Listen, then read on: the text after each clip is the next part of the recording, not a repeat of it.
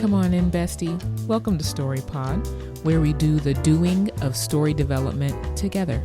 Brought to you by Creative BFF.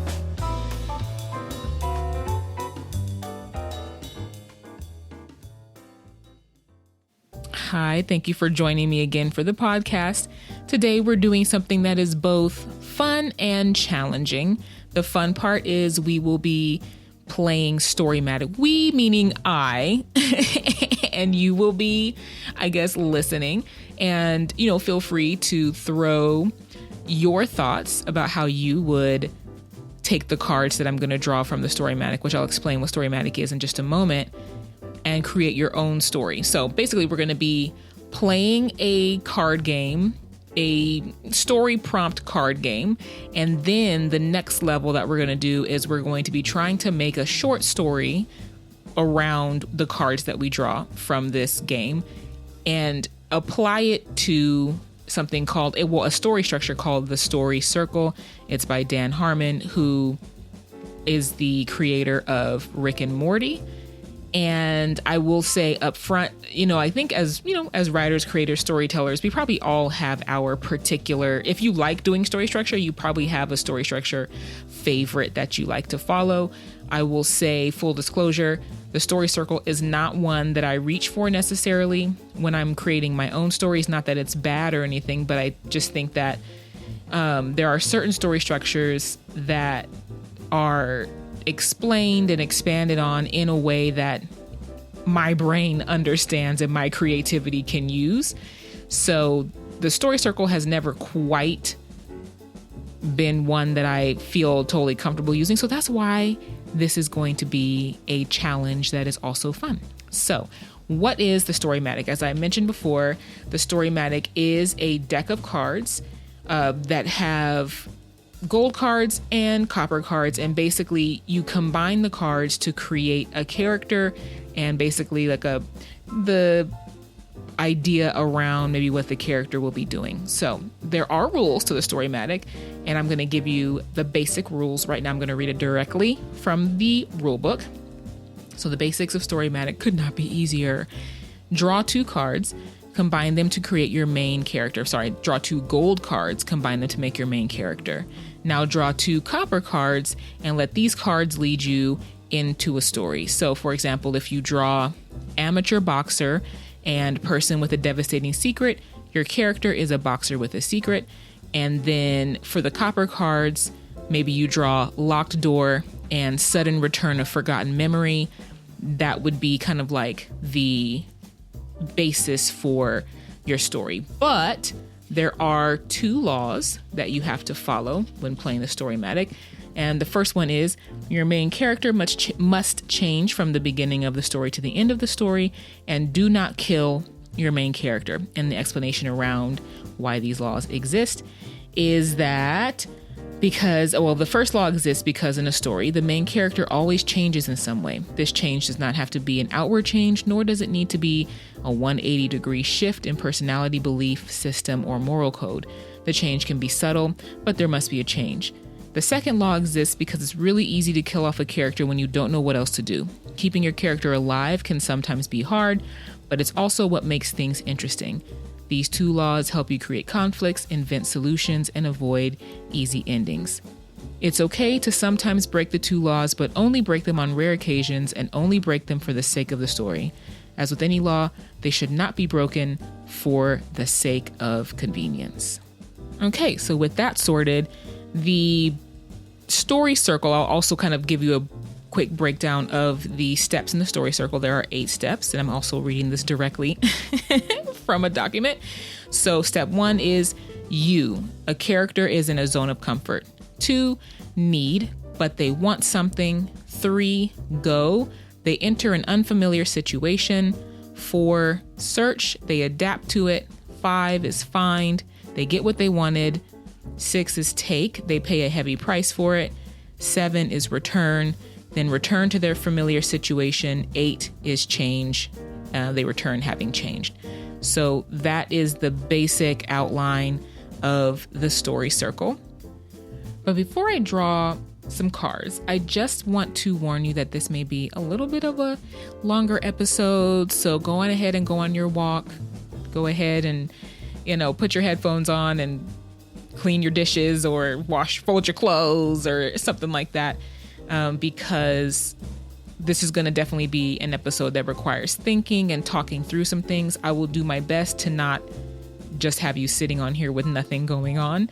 Of course, I'll be stopping the recording and then coming back when I have something, to share a little bit. But I do want to warn you, it may end up being a longer episode, or maybe it won't. Maybe I'll just get right to the point and it'll be dope immediately. But just a little warning for you. So let's go ahead and draw some cards.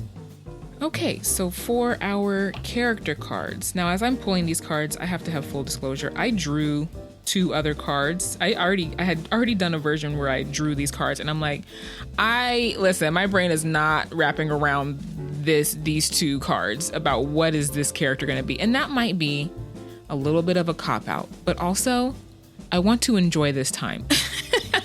And the cards that I drew were not going to allow me to do that. So for the gold cards, please forgive me if I sound like I'm pulling away from the mic because I have to look at the cards. So person who doesn't feel attractive enough and person with 6 months to live. Bro, that's kind of rough also, but better than the ones that I drew before. So now let's draw these copper cards. And let's see. Okay, got the copper cards. All right. Last rehearsal and spouse doesn't notice. Okay, let me think for a moment. If you want, go ahead and pause this episode. And why don't you think also about how you would combine these cards to create a story. I am also going to pause because I need to think, because this is kind of challenging, but it's good. Get the story brain going, get these juices flowing. So I'll be right back. You also pause and maybe write down your notes, or just think as you're driving or wherever you are walking around the block. What would you do with this story?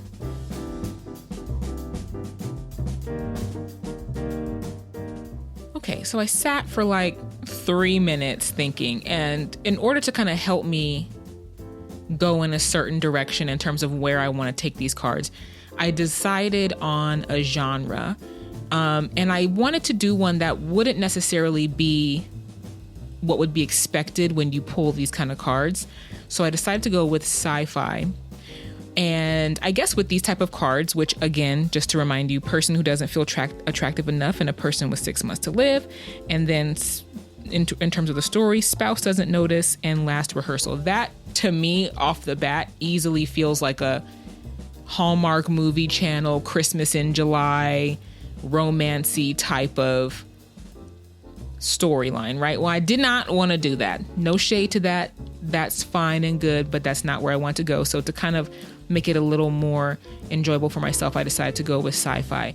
And I also am feeling like I want to subvert the expectation around person with 6 months to live and not necessarily make it that they're going to die, but perhaps they're going to be leaving the planet or the space station or wherever they're living at that time permanently.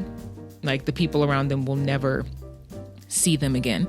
Now, how to tie in person, this person not feeling attractive enough, that's a little bit of a question.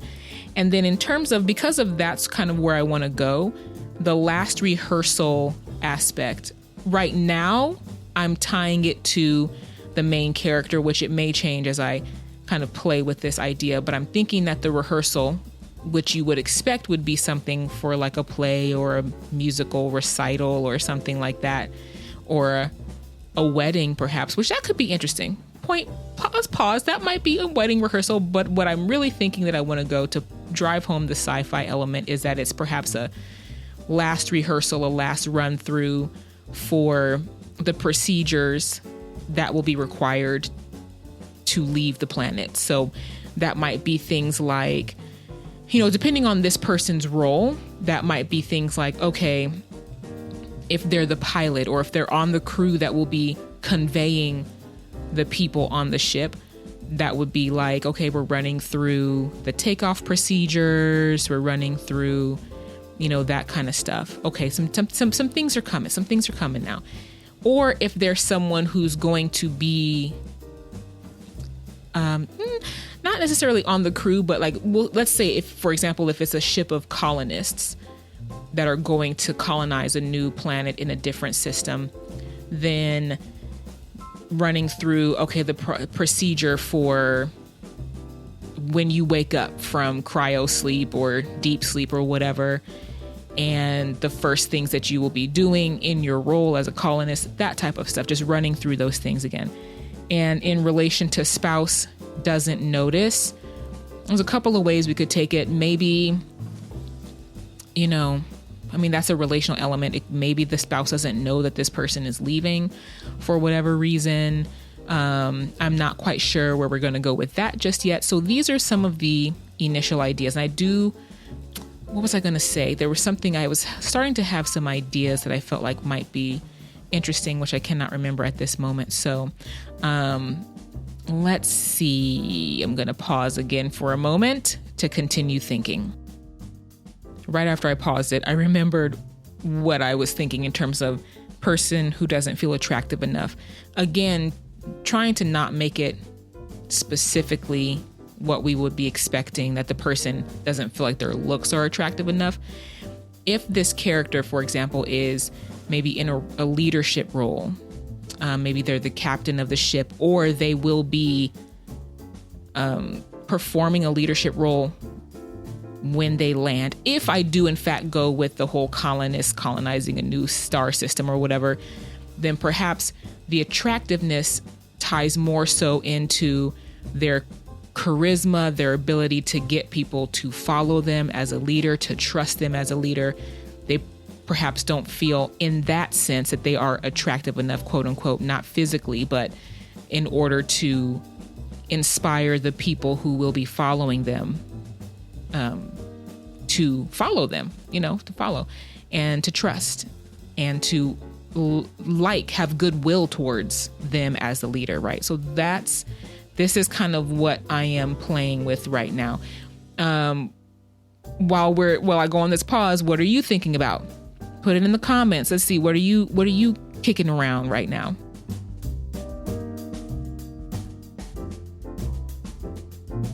Okay, so I'm back, and side note, thank you for bearing with the unorthodox structure of this episode. So I sat and I thought, and I was coming up with a few other possible ideas for the quote unquote 6 months to live angle.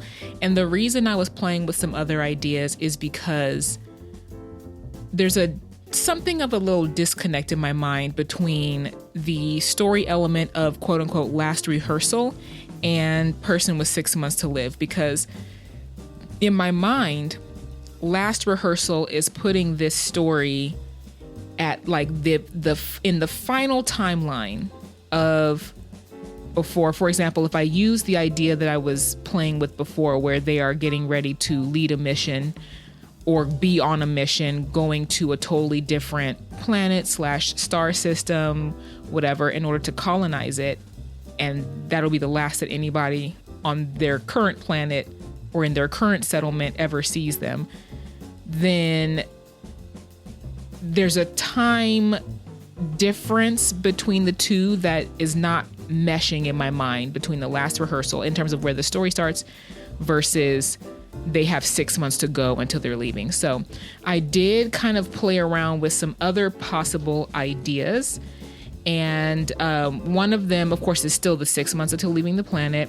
Then another one would be, it is 6 months until they die, actually physically die, but they want to use those 6 months doing something impactful and perhaps something that will result in their sacrifice, a sacrifice of themselves.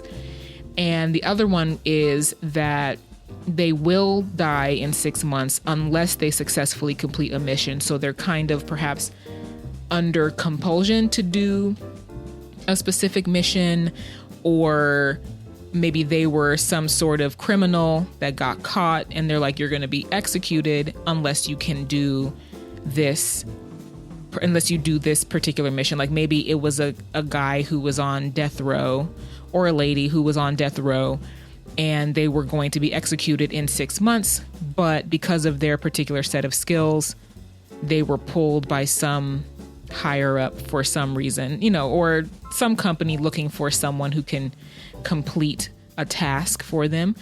And they're like, we will expunge your record. Am I using that word correctly? Who knows? We will clear your record. You won't be executed in 6 months if you can do this mission, and then we'll let you go. So these are some of the ideas that I'm kicking around that perhaps will connect more in a timeline wise, connect more easily to the idea of the last rehearsal. So that's what I'm kicking around right now. So what are you thinking? Where are you going right now with this story? Maybe you are going lifetime movie direction. I'd be very interested to hear what you're doing.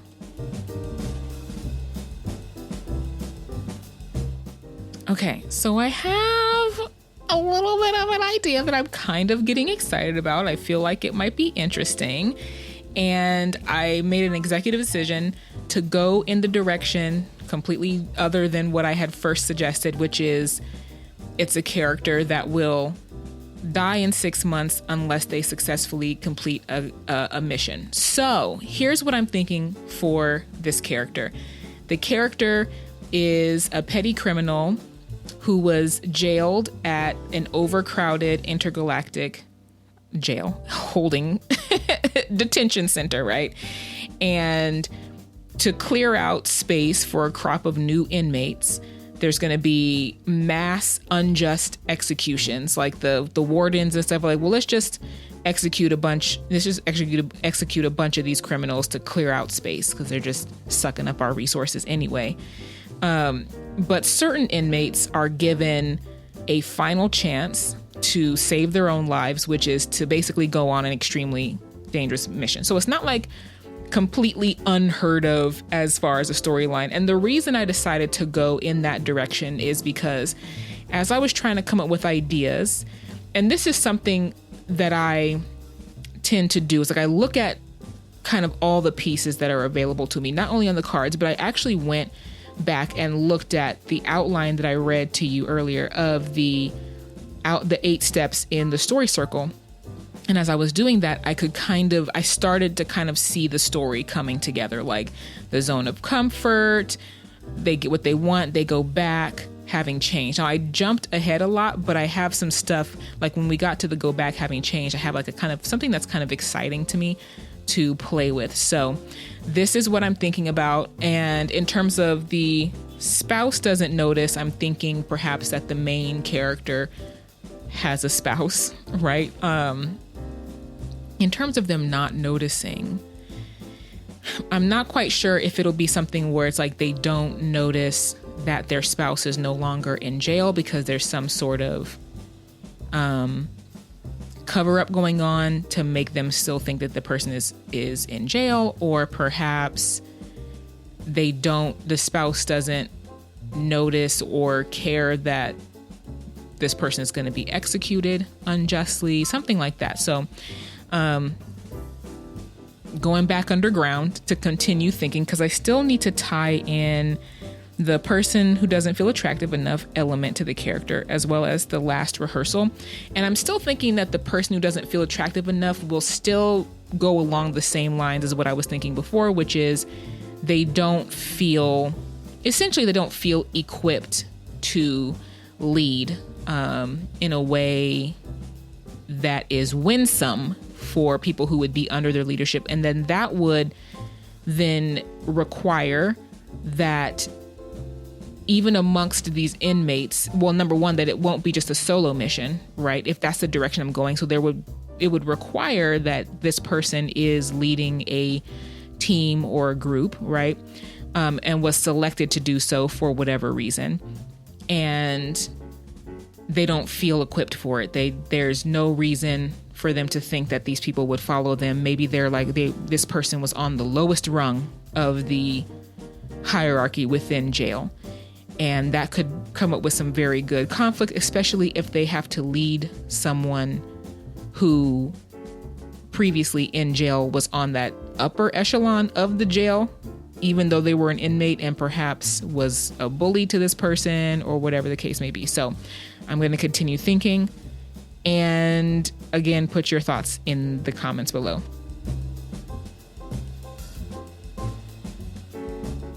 So I have a little update on the quote unquote spouse doesn't notice angle. I'm wondering if it could actually not necessarily be a spouse that this person is like romantically married to, but if we think of a spouse as like a partner in life, I'm wondering if I can bend the card, the heart of the cards a little bit, to more so be these people that this inmate is partnered with. So if I potentially, I don't know that I'm going to do this, but as I was jotting down the note that I just shared with you, that the main character is chosen to lead either a group of other inmates or perhaps potentially a group of mercenaries or soldiers or other people who aren't necessarily inmates.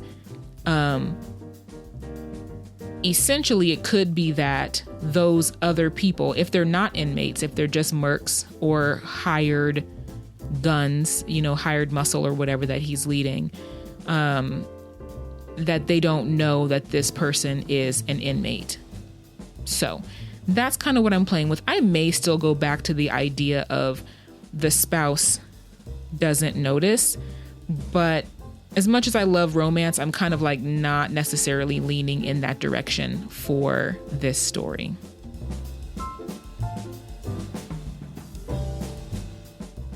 Okay, so I took a step away, did a little bit of meal prep for a few minutes, for maybe like 30, 40 minutes. And as I was doing that, I was listening to vibe music that feels like the world that I want to build in.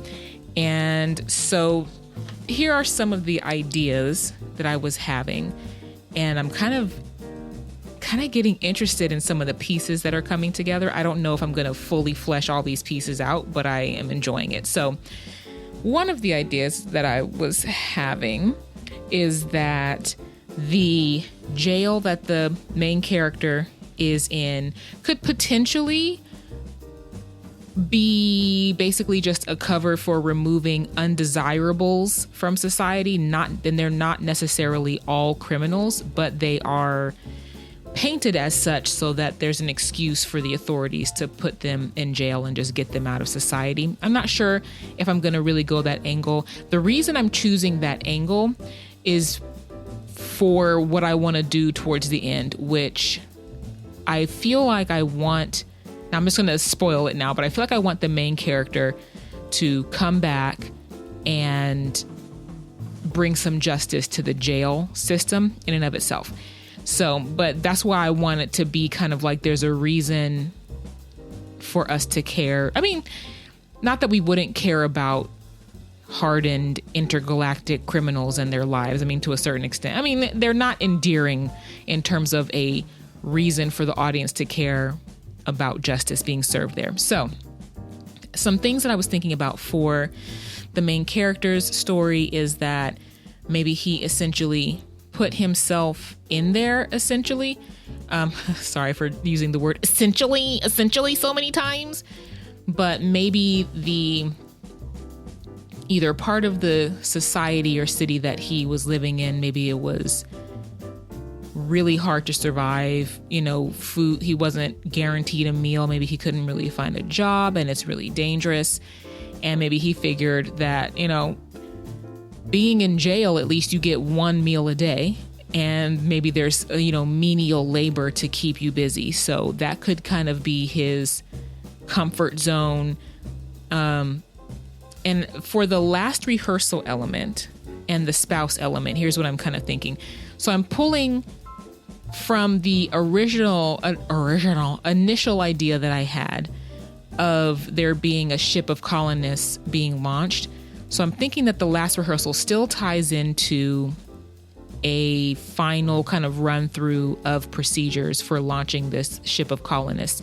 So maybe some galactic corporation is launching this group of colonists, and the main character and or their crew, or at least the team that he's leading, are supposed to infiltrate and probably sabotage for some reason. Now, to add some spice to the situation, I'm thinking that I want this character's estranged spouse to be on the ship, one of the people who are going on the ship. And so maybe the spouse is on the crew, maybe the spouse is like the captain of this ship. So that's kind of like could be a very interesting backstory for their relationship, where you have this guy, and it could have even been that after their relationship broke down and they became estranged, maybe that's when he started finding it hard to live and all this kind of stuff, and he's like, well, I might as well just go to jail. Or if I don't go the route of him putting himself in there, if he did something or was targeted in a way that was unjust and he was put in jail, and that's what caused their estrangement. But I think it might be a really interesting twist if, unbeknownst to him, his spouse is somebody who's either going to be a colonist or on the crew that's delivering the colonists to where they're going to go. Or it doesn't have to be colonists. It could just be any sort of people moving mission that's going to be a long-term type of thing. And that could then shake up the mission, because if it is going to be a sabotage, like maybe planting some sort of biological agent, some sort of parasite or some sort of illness or something that will basically sabotage the colony, not caring about the lives that will be lost, but just because maybe it's another corporation that, has it in for the one that's launching these colonists, right? And so that adds an element, like, whereas before he was like, well, okay, this is just what I need to do to survive, and I'm going to put my morals aside depending on the type of character he is and do this so that I can live. And when he finds his spouse is ultimately going to also be harmed, that causes an issue. And then maybe even then, the whole thing of him not feeling attractive enough, quote unquote, in terms of being a leader of this crew, if he decides to sabotage the sabotage, will they follow him? You know what I'm saying? So that's kind of what I'm working with right now. And, I'll be back with some more ideas. Okay, so it's been a couple of hours since my last segment on this podcast. I've had a chance to sit and ponder and come up with the broad strokes of what this story will be, broken down according to the 8 steps of the story circle. Now, it is broad strokes, so it's not, there are certain details that I didn't bother to decide on, which you will be able to tell as I go through and explain what I decided to do with this story. But that would be something down the line that I would, as we work out the characters and the specifics of the world and do all that world building and stuff. And these would be things that would be worked out during that process. And, this general outline could probably change based on all of that. So here is my Storymatic story.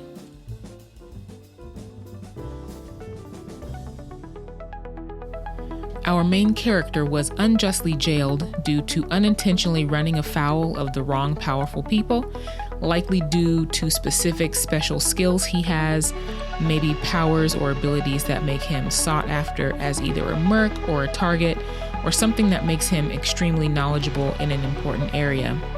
Even though he has always made it a point not to use his skills, abilities, powers, whatever they end up being, in any way that would bring him unwanted attention, because he knows that attention would make the easy, normal life he wants to live impossible. He loses his will to try to get out of jail once his beloved wife becomes estranged, and perhaps the estrangement is due to maybe believing the lies that were told about him in order to justify him being jailed. Step 1, the comfort zone or status quo. Our character is in prison, he's wifeless, he has no hope of getting out, so he digs deeper into the part of himself that wants to remain unnoticed and slips into the mind-numbing daily routine of basically doing the minimum required menial labor for the galactic corporation that runs the prison and also, side note, owns the prisoners. Enjoying the few entertainments available to him and his peers in the jail, and his one meal per day. He doesn't rock the boat, and there's a soothing sort of dullness to his life. He doesn't have to think, worry, seek out money, any of that kind of stuff. And it suits him just fine. Step 2, need.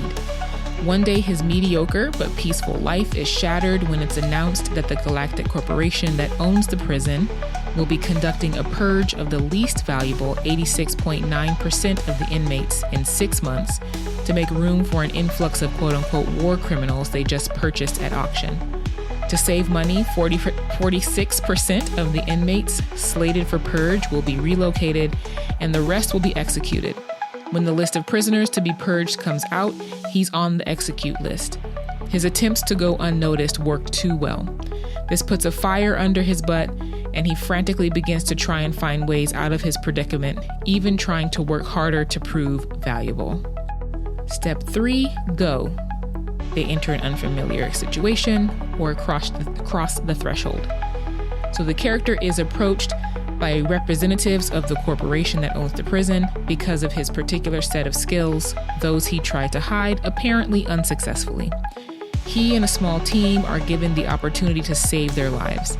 The mission: sabotage a rival corporation that is dispatching a sentient ship designed to prepare a colony to stake a claim in a contested star system,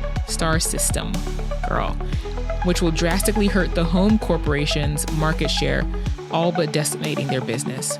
The team is required to create and upload a code into the ship's system that will cause the terraforming and life-sustaining AI to synthesize a bioagent that will destroy the colony, but make it look like a failure of the corporation that is trying to create the colony. If the team fails, their executions will be immediate. If they succeed, they will be released altogether. Using his particular skills, the main character must help the team ensure it goes off without a hitch. The problem is that he is inherently uncharismatic, and the leader of the team, and maybe even the team as a whole, is hostile towards him. Step 4, search. Adapt to the situation / road of trials. So the plan is laid out and the team gets to work, training, getting to know each other, creating the code, etc. Step 5, find / get what they want. So it's go time. The team arrives at the ship on the day of its final rehearsal / run through before launch. They infiltrate using forged colonist IDs. The main character and the team, except for the leader, are shocked to find out that it's not actually an empty sentient ship going ahead of the human colonists to prepare the settlement. The colonists are actually going at the same time. Uploading the code will cause untold loss of life. The main character and a few of the team members start to have second thoughts, but the leader strong-arms them into continuing by reminding them that their lives are on the line. A quick modification to the plan sees them deciding to blend into the sea of colonists who don't know everyone that will be traveling. They upload the code successfully and start to make their way out, but they get stuck in one of the presentations and decide to stick it out so as not to draw attention to themselves. Step 6, take. They pay a heavy price. So during that waiting period, the main character spots his estranged wife among the colonists, perhaps as a member of the ship's crew, but the wife doesn't notice him. He's just sentenced her to death. He still loves her, so as the team is about to leave, he confronts the team leader about removing the code. They fight and are restrained by ship security. They are put in the ship's holding cells. Unbeknownst to them, due to incomplete intel, the ship is actually scheduled to take off that day. Now they're trapped on a mission they doomed. The leader is eventually taken out of commission in some way, and it falls on our uncharismatic main character to not only lead the remaining team members, but convinced the rest of the colonists and his wife to trust and follow him as they work to undo the damage. Maybe even the bioagent is prematurely synthesized and released on the ship before they arrive at the settlement site. He has to step up, use the skills he's tried to bury, and come out of the shadows to lead and preserve his life, his wife, and the lives of the colonists. Along the way, he and his wife reconcile, and this bolsters his resolve even further. Step 7, return. After the trials he faces with the colonists, he returns to the prison. And the final step is changed. He uses the skills that have now been refined and increased in order to take down the corporation and save the quote-unquote inmates from execution. He is no longer content to live a mediocre life in the shadows, not rocking the boat. Okay, so that was my attempt at this Storymatic and using a story structure that I'm not really familiar with. I may or may not have, done justice to what these steps are actually supposed to be. Who knows? Let me know what might have been a better story element to stick in with any particular step. If you're familiar with the story circle, if you use it on a regular basis, if you do use it, why? What do you like about it? If you don't like it, why don't you like it? But anyway, that aside, overall, I'm pretty happy with the story that I was able to come up with. Cause girl, listen, I was like, girl, I don't know if I'm gonna be able to do these cards. Cause it was getting a little bit dicey at times when I was trying to come up with stuff. But I think that, this could have the potential to be an interesting story in the future, perhaps. I don't know if I'm going to try to expand it, or maybe if somebody wants to adopt this story, this little story seed snippet outline, maybe that'll be a service that I offer as well, because it's fun to just do these kind of little things. But anyway, I hope that you enjoyed this longer episode of the podcast and just kind of listening to my process as I try to work through and come up with a story idea.